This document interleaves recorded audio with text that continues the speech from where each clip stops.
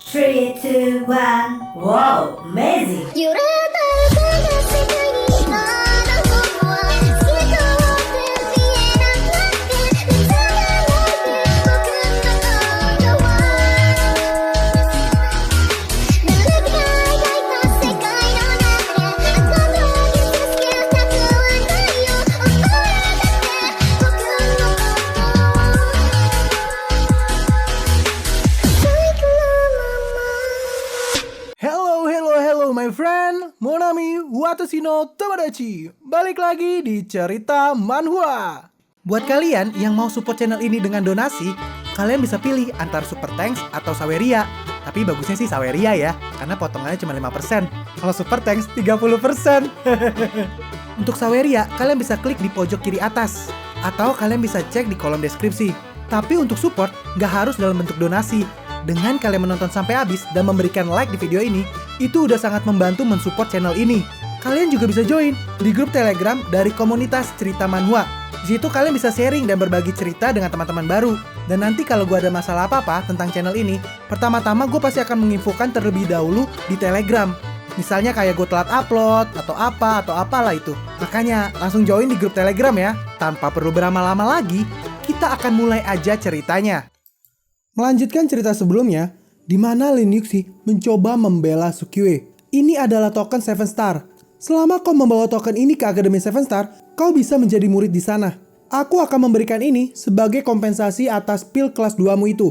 Lalu pria ini mengambil token ini. Token 7 star ini benar-benar sungguhan. Gadis ini memberikan kualifikasinya untuk menjadi murid Akademi 7 star demi pria gila itu. Kalau begitu, semuanya, ayo kita pergi. Seorang pria lagi berkata, aku akan melepaskanmu kali ini. Dan ingatlah, untuk berhati-hati lain kali. Atau aku akan membunuhmu pada saat itu juga. Lin Yuxi memandang Sukiwe. Sukiwe, apa kau baik-baik aja? Apa kau bisa mendengarku? Ya udah, ayo kita kembali ke kamar dulu agar kau bisa pulih. Aku sangat senang bisa melihatmu lagi. Di dalam penginapan, Lin Yuxi membersihkan wajah Sukiwe. Kau ini sangat kotor sekali. Kau pasti sudah mengalami banyak hal yang sulit kan? Kemarilah, aku akan membersihkan wajahmu. Dalam hati Lin Yuxi, Sukiwe biasanya adalah orang yang percaya diri, kuat dan selalu bersih. Aku gak pernah melihatnya dalam keadaan sekacau ini. Sebenarnya apa yang terjadi padanya? Saat Lin Yuxi mencoba untuk merapikan rambut Sukiwe, Sukiwe langsung menepak tangannya. Di saat itulah dia mulai berbicara. Kepala itu bisa hancur, jangan main-main dengan rambutku. Lin Yuxi hanya tertawa. Kau benar-benar ya? Kau masih aja memperhatikan rambutmu meski dalam keadaan seperti ini. Oke, aku tidak akan mengapa-ngapakan rambutmu. Aku hanya akan membersihkan bagian kotornya aja. Setelah membersihkan Sukiwe, Lin Yuxi pergi mengubur masternya. Di depan batu nisan, Lin Yuxi berkata, Master, aku sudah menemukan orang yang bisa menuntunku untuk maju. Meskipun aku harus melepaskan kualifikasiku untuk masuk ke Akademi 7 Star, tapi aku percaya selama Sukiwe bisa memulihkan pikirannya, dia bisa melatihku lebih daripada Akademi 7 Star. Sukiwe, ini adalah masterku. Saat aku berada di bumi, aku gak sengaja bertemu dengan seorang master dari dunia immortal.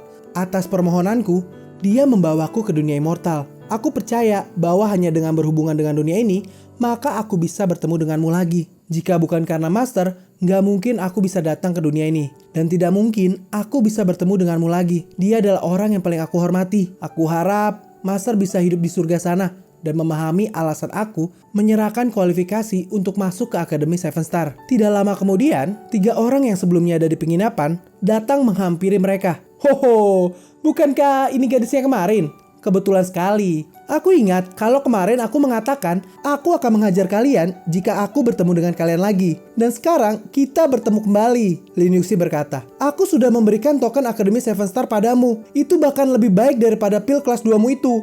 Kenapa kalian masih mengganggu kami? Hahaha, token Akademi 7 Star. Apa kau tahu bahwa itu sudah membuatku kehilangan kesempatan untuk berpartisipasi dalam ujian masuk? Aku malah bisa langsung masuk dengan token itu. Betapa menjijikkannya ini. Aku adalah seorang murid yang rajin dan bekerja keras. Aku gak menerima hal seperti ini. Lin Yuxi menjawab, ya udah, kalau gitu kembalikan tokennya padaku. Hah?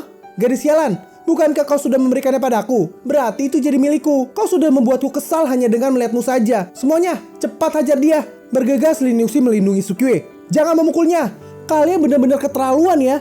Kenapa sih kalian melakukan ini? Pria itu langsung menampar Lin Yuxi. Gadis bau, minggir kau. Berani-beraninya semut original Infan berbicara di dunia immortal ini. Kau itu nggak perlu banyak ngomong. Kau juga pasti akan mati di sini.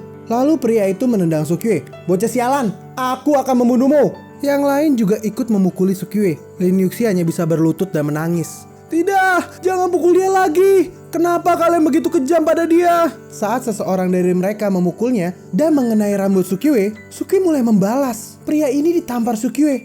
Sampai-sampai kepalanya lepas dari badannya. Kepala itu bisa hancur. Jangan macam-macam dengan rambutku. Dua orang yang tersisa dan Lin Yuxi sampai terkaget-kaget. Apa-apaan ini?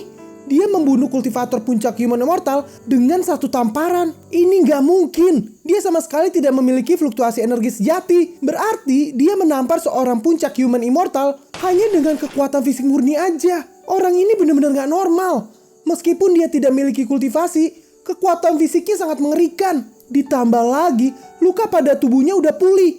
Serangan kita barusan sama sekali nggak bekerja padanya. Dulu dia sangat kotor, jadi kita hanya melihat debu pada tubuhnya. Yang ternyata dia nggak terluka sama sekali. Di sisi lain, Lin Yuxi sangat gembira. Sukyue, apa kau sudah sadar? Sekarang, hajarlah mereka semua. Tapi Sukyue masih dengan tatapan kosongnya. Dan dia berkata hal yang sama. Kepala bisa hancur, jangan main-main dengan rambutku. Dua orang yang tersisa mulai bertindak. Ternyata dia masih idiot. Dia itu hanya memiliki tubuh fisik yang mengerikan. Kita nggak perlu mendekatinya. Kita serang dia dari jarak jauh aja.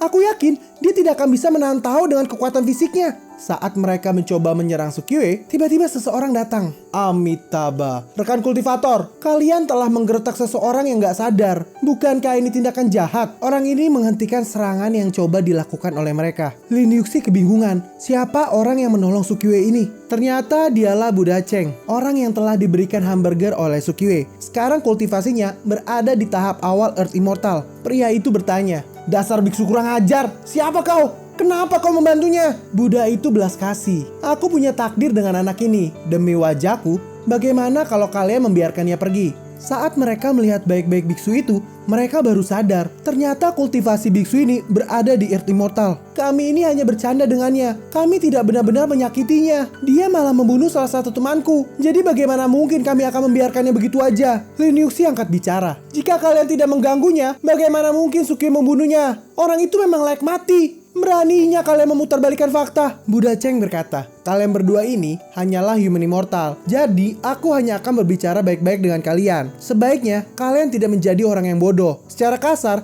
kalian berdua sama sekali bukan lawanku. Biksu sialan, apa kau mengancamku? Jangan pikir hanya kalian yang bisa memanggil bantuan. Pria itu langsung menembakkan sesuatu ke atas. Sial, aku terlalu meremehkan mereka. Sekarang mereka telah memanggil bantuan. Seorang tetua dengan cepat muncul di depan mereka. Siapa yang berani mengganggu murid keluarga Liku? Hei kau, apa yang terjadi di sini? Tetua, kau harus menegakkan keadilan untuk kami. Ketiga penjahat itu secara brutal memenggal kepala senior. Tetua, kau harus membalaskan dendam senior. Kurang ajar. Kalian semua harus membayarnya dengan nyawa kalian. Segera Biksu Cheng menahan serangan dari tetua itu. Karena kau ingin membereskannya dengan kekuatan, mari kita bertarung.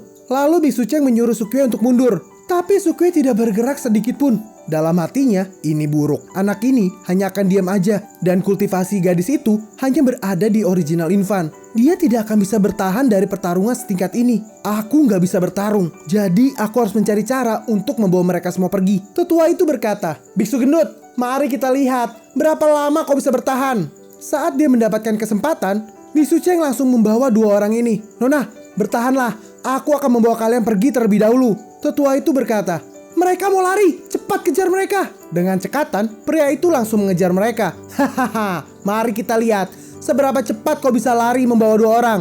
Kau makan nih tendanganku. Tendangan itu tepat mengenai wajah Sukyue. Lalu, Sukyue membalasnya.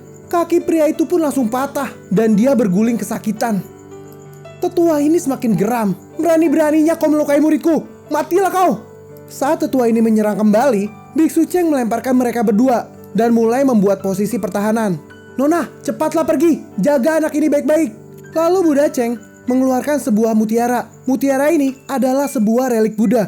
Buddha Cheng menyerang mereka dengan relik Buddha ini. Tetua itu berkata, apa biksu itu udah gila? Pelepasan relik akan membuat kultivasinya mundur.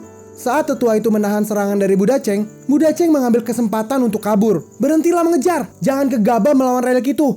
Akhirnya mereka bertiga bisa lepas dari kejaran mereka. Di tempat persembunyian, Buddha Cheng terbatuk-batuk. Lin Yuxi bertanya, Senior, apa kau baik-baik aja? Nggak apa-apa kok. Setelah istirahat, aku bisa pulih dalam beberapa hari. Aku menempatkan beberapa penghalang di pintu masuk gua. Jadi, seharusnya itu bisa mengganggu pelacakan mereka. Biksu, terima kasih sudah menyelamatkan kami berdua. Tapi aku ingin tahu, apa kau kenalan lama Sukiwe? Buddha Cheng menjawab, melepaskan relik Buddha akan membuat kultivasiku jatuh. Dan sekarang, kultivasiku hanya berada di ranah human immortal. Aku nggak bisa mengambil inisiatif untuk menyerang. Aku hanya bisa membawa kalian untuk menghindari badai terlebih dahulu. Tapi kalau ngomong-ngomong soal kenalan, aku bisa mencapai ranah immortal ini semua berkat bantuan anak ini. Sekarang dia sedang dalam masalah, jadi aku harus membantunya. Lin Yuxi menjawab, Senior, ceritamu ini benar-benar membuatku tersentuh. Tapi sekarang Sukiwe tidak sadarkan diri.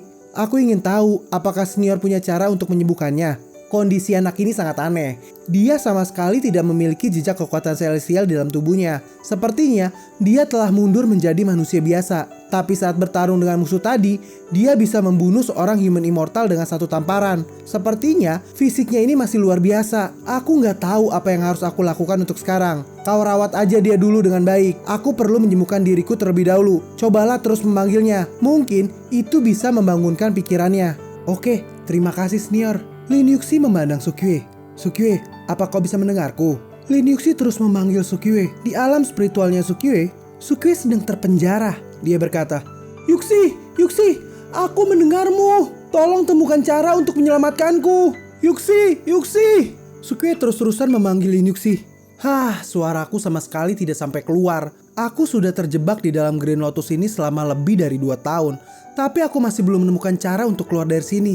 Sistem, apa kau sudah menemukan caranya? Sistem memberitahukan, ini adalah dunia yang telah diubah oleh Green Lotus. Datanya terlalu besar dan belum selesai dianalisa.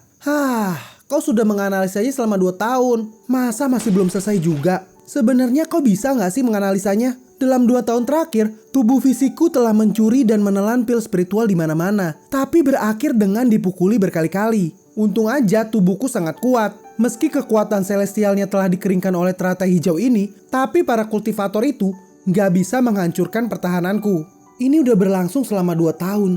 Dunia di dalam sini nggak berujung, dan aku sama sekali tidak bisa menjelajahinya. Dan lebih yang tak terduga lagi, aku bertemu dengan Lin Yuxi. Aku nggak tahu bagaimana dia datang ke dunia immortal ini. Jika karena bukan bantuannya, tubuh fisikku mungkin tidak akan bisa menahan serangan dari Earth Immortal. Sial! Ini semua gara-gara kakek sialan itu. 2 tahun yang lalu, saat Sukiwe bertarung dengan Dekan Lin, Sukiwe menggunakan jimat melarikan diri ilahi tingkat immortal untuk kabur. Tapi Dekan Lin tidak membiarkannya begitu aja. Dia melepaskan serangan yang ikut masuk ke dalam celah ruang. Serangan dari Dekan Lin membuat celah ruang itu menjadi rusak. Di saat yang sama, bibit teratai hijau telah bangun untuk proses pertumbuhan ketiga dan membutuhkan sejumlah besar kekuatan celestial. Jadi, semua celestial Sukiwe dilahap oleh Green Lotus. Sial, saluran ruangannya hancur. Kalau aku jatuh dalam kehampaan, aku nggak tahu akan mendarat di mana. Kekuatan celestialku juga sudah mengering. Aku nggak punya kekuatan lagi untuk mengaktifkan jimat.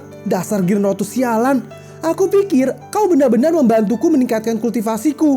Aku nggak menduga ternyata kau itu adalah penipu. Kekuatan celestialku sudah mengering sepenuhnya dan kau masih terus menyerap itu. Hentikanlah sekarang juga. Aku udah nggak punya satu tetes pun yang tersisa. Sial.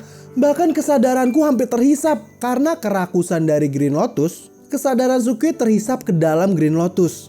Dalam 2 tahun berikutnya, Sukiwe telah kehilangan kesadaran spiritualnya. Dia melayang di kehampaan dan akhirnya jatuh ke benua Xuan Huang. Tapi pertumbuhan teratai hijau tidak pernah berhenti. Begitu dantiannya memadatkan jejak kekuatan celestial, itu akan langsung diserap. Tubuh Sukiwe mengandalkan instingnya untuk mencari pil dan memakannya.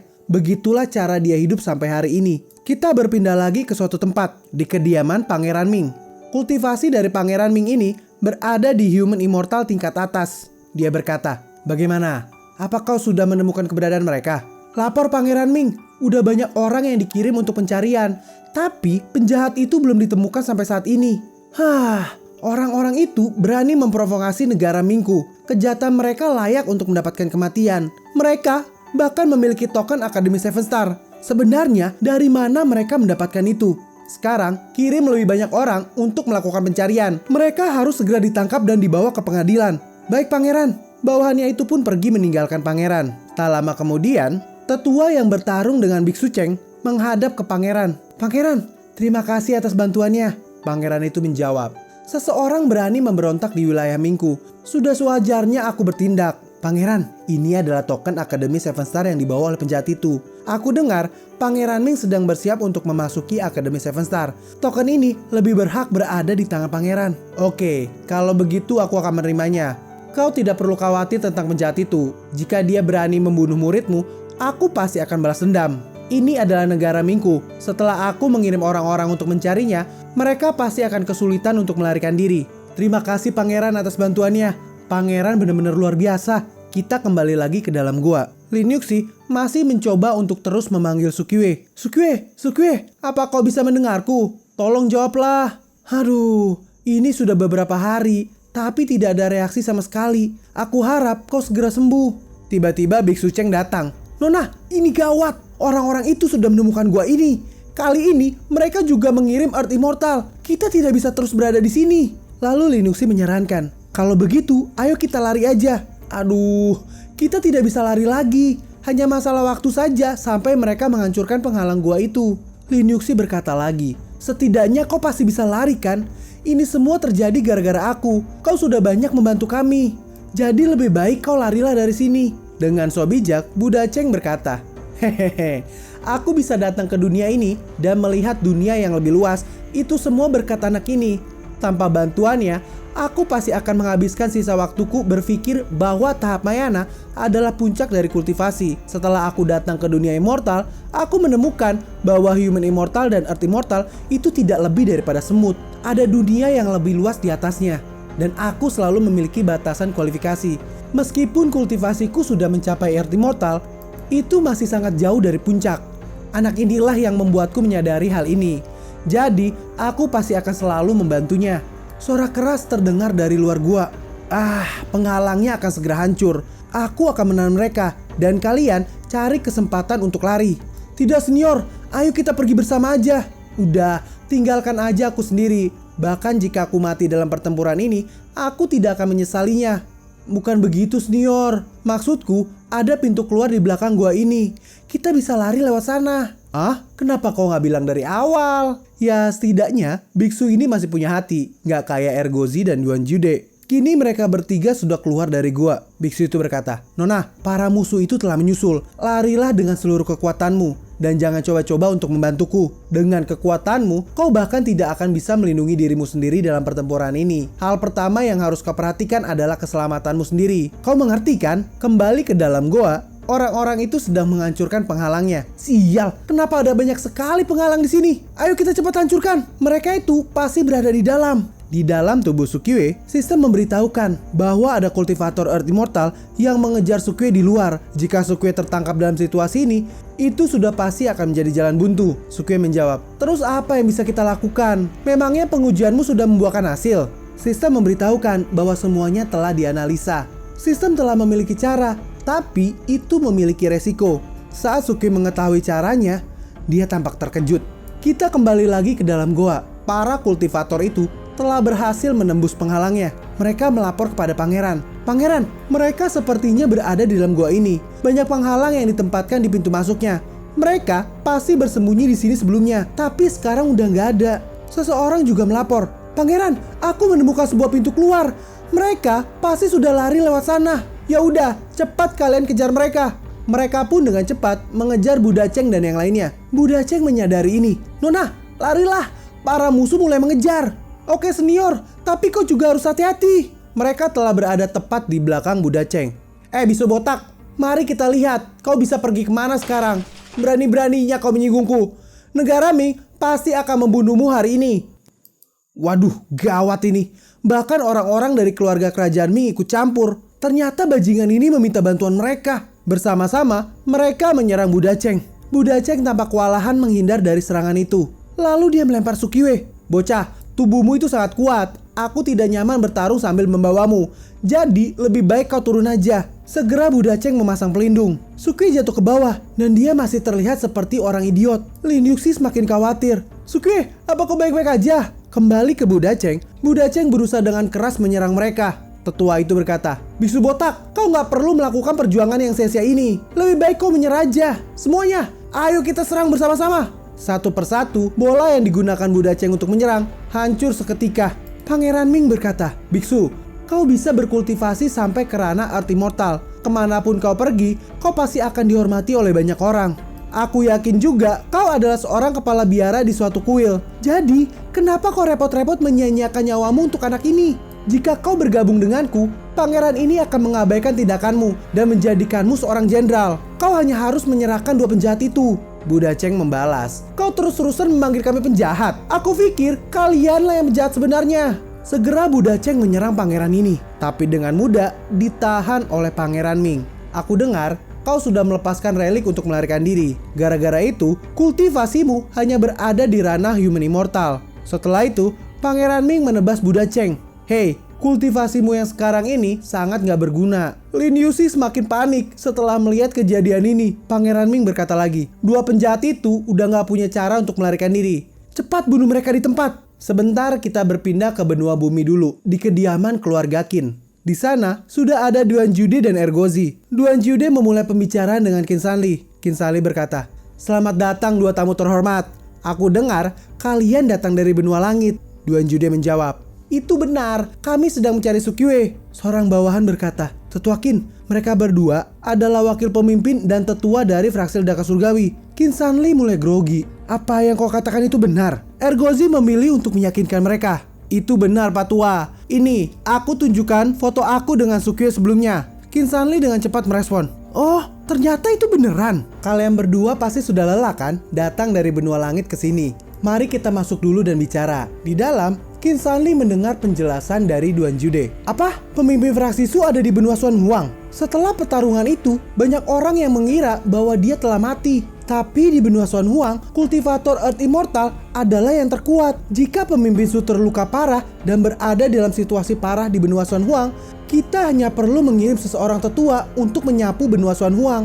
Kita tidak perlu mengirim banyak orang." Ergozi berkata, "Memangnya kau tahu apa? Saudaraku ini selalu suka pamer kemegahan yang dia punya. Kali ini dia dalam masalah di benua Xuan Huang. Kita harus mengerahkan semua anggota agar terlihat meriah.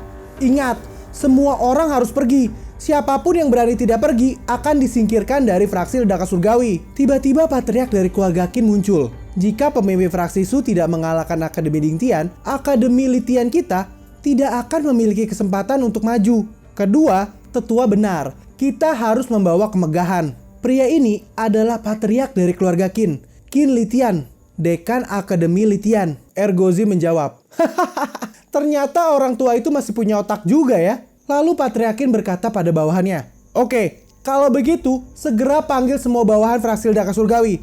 Kita semua akan pergi ke benua Xuan Huang." Kita berpindah lagi ke benua Xuan Huang, di mana Sukyue sedang menghadapi kondisi hidup dan mati.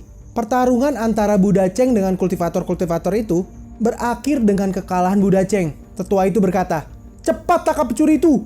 Biksu botak itu udah jatuh. Yang tersisa hanya seorang idiot dan seorang sampah. Mari kita lihat bagaimana cara kalian untuk melawan." Lin Yuxi berdiri di depan menghalangi serangan. "Aku tidak akan pernah membiarkan kalian melukai Sukyue. Meskipun kultivasiku lebih lemah, aku tidak akan menyerah." Dengan segenap kemampuannya, Lin Yuxi menyerang tetua itu. "Dasar gadis bodoh, apa kau pikir bisa melukaiku?" Serangan Lin Yuxi dihempas dengan mudahnya, dan dia langsung ditampar oleh tetua ini. Dengan penuh kemarahan, tetua itu berkata, "Bocah kurang ajar, berani-beraninya kau membunuh muridku. Hari ini akan menjadi hari kematianmu." Saat ingin membunuh Sukyue, Lin Yuxi kembali berdiri tepat di depan Sukyue. "Bahkan jika aku harus mati, aku tidak akan pernah membiarkanmu melukainya." Pedang itu pun tertancap di tubuh Lin Yuxi. "Dasar gadis kurang ajar, bagaimana bisa kau lari secepat itu? Minggir kau dari sini!" Lin Yuxi jatuh tepat di depan Sukyue. Di dalam Green Lotus, Sukyue mencoba melelehkan jiwanya. Dan ternyata cara itu berhasil membuat Sukyue keluar dari Green Lotus. Setelah Sukyue mengambil alih tubuhnya, Sukyue langsung menangkap Lin Yuxi. Di dalam pelukan Sukyue, Lin Yuxi berkata, "Sukyue, maafkan aku." Dengan panik Sukyue menjawab, "Udah, jangan bicara dulu. Jangan kau tutup matamu itu. Cepat bukalah." Tetua yang sudah penuh dengan emosi mulai menyerang Sukyue. "Bocah, matilah kau sekarang." Sukyue amat sangat kesal. "Dasar brengsek, kau yang mati sana." Sukyue langsung memukul tetua ini. Lalu Sukyue kembali fokus kepada Lin Yuxi. "Sistem, cepat periksa kondisinya dan juga tukarkan pil terbaikmu. Dia harus selamat." Sistem memberitahukan bahwa Lin Yuxi sedang dalam kondisi transformasi. Tidak ada yang mengancam nyawanya, jadi tidak cocok untuk menelan pil. Sebuah segel kuno terdapat dalam tubuhnya, dan sekarang segelnya telah rusak. Itu membuatnya memasuki kondisi metamorfosis, dan tidak boleh terpengaruh oleh obat apapun. Pangeran Ming yang melihat semua tindakan Sukue berkata, "Bocah gila, kenapa kau tiba-tiba mendapatkan kembali kesadaranmu? Beraninya kau melawan negara Mingku. Aku akan..." Sebelum dia menyelesaikan kata-katanya, dia langsung dipukul oleh Sukue. "Diam kau brengsek!" Saat Sukue ingin memukulnya lagi, tubuh Sukue kehilangan kekuatannya. Kekuatan celestialku. Aku harus segera mengisi kembali kekuatan celestialku. Kalau enggak, aku nggak tahu apa yang akan dilakukan oleh teratai hijau itu. Atau mungkin aku akan terisap lagi. Kita kembali sebentar ke keadaan di mana Sukue masih terpenjara di Green Lotus. Sistem memberitahukan bahwa metode yang disarankan oleh sistem sangat berbahaya, tapi belum ada cara lain selain ini. Jadi, Sukue harus melepaskan perlawanan dan sepenuhnya menyatu dengan Green Lotus. Di saat itu juga, Sukue bisa mempengaruhi dunia dari Green Lotus secara bergantian pada saat berubah menjadi Green Lotus. Pada saat momen penggabungan, Sukue bisa langsung membuat celah pada teratai hijau dan keluar dari sini. Tapi sistem mengingatkan, jika Green Lotus membuat perubahan besar, itu membutuhkan sejumlah besar kekuatan celestial. Pada saat itu, kekuatan Sukue akan diserap lagi dan Sukue berada di dalam kondisi lemah. Di saat terjepit ini, Sukue mengambil keputusan. Gak masalah, yang penting aku bisa keluar dari sini dulu, sisanya gimana nanti aja. Bahkan jika kekuatan celestialku diserap, itu seharusnya tidak akan menjadi masalah besar. Kita kembali lagi ke saat yang sekarang. Pangeran Ming sangat kesal. "Dasar bocah kurang ajar, beraninya kau memukul wajahku. Bahkan ayahku aja gak pernah memukulku. Semuanya, hancurkan dia menjadi beberapa bagian." Segera Sukue memanggil roh pedang. "Roh pedang, bantu aku menahan ini sebentar." Roh pedang itu membantai satu persatu lawannya. Mereka semua kaget. "Apaan itu? Itu roh pedang? Astaga, ini benar-benar roh pedang yang sudah terbentuk. Ternyata benar-benar ada roh pedang yang terlahir di dunia ini. Semuanya, jangan takut. Bocah itu membiarkan roh pedang bertarung sendirian. Jadi, dia tidak akan bisa mengeluarkan kekuatan terbesarnya. Kalian seranglah bersama-sama. Siapapun yang pertama bisa menjatuhkan roh pedang akan diberikan hadiah yang besar." Kita berpindah dulu ke Akademi Seven Star. Orang-orang yang berada di akademi itu sedang heboh. "Aura ini sungguh kekuatan celestial yang murni. Sebuah artefak immortal telah terlahir di bawah gunung Seven Star. Dari auranya, ini pasti tingkat yang luar biasa." Tetua di sana segera memerintahkan para murid, "Semuanya, cepat pergi buru harta karun itu.